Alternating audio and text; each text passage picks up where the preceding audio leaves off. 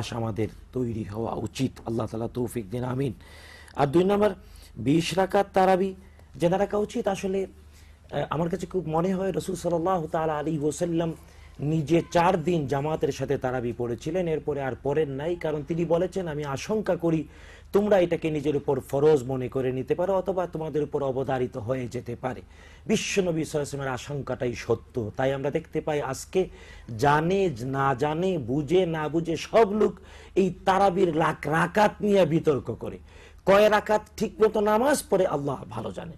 বরং এই বিতর্ক করতে গিয়ে নামাজের ব্যাপারেই মানুষের কাছে তৈরি হয়ে যাচ্ছে। বরং রমজান মাস তো হলো সওয়াব হাসিলের মাস, তাই চেষ্টা করতে হবে, যে যত পারে চেষ্টা করব। তবে সুন্নতকে সুন্নতের জায়গায়, ওয়াজিবকে ওয়াজিবের জায়গায়, নফলকে নফলের জায়গায়, ফরজকে ফরজের জায়গায়। তাই যে আমরা খুব বিনয়ের সাথে বলতে চাই, তারাবির নামাজ ফরজ নয়, ওয়াজিব নয়, বরং এটা হলো এমন একটি সুন্নাত, যদি কেউ পড়ে সওয়াব আছে, না পড়লে অপরাধ নাই।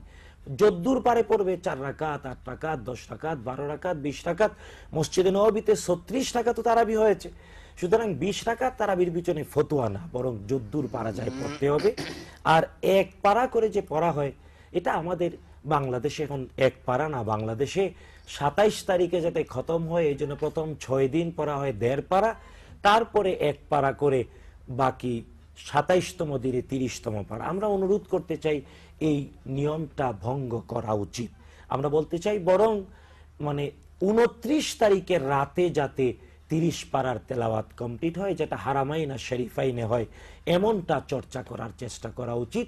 তাহলে আমরা বাংলাদেশে যে 27 তারিখেই লাইলাতুল কাদার, এর থেকে বেরিয়ে আসতে পারবো। কারণ বিশুদ্ধ হাদিস দ্বারা প্রমাণিত লাইলাতুল কাদার 27 তারিখেই নয়, বরং শেষ 10 দিনের যে কোনো একটা রাত্রি অথবা বেজুর যে কোনো একটা রাত্রি।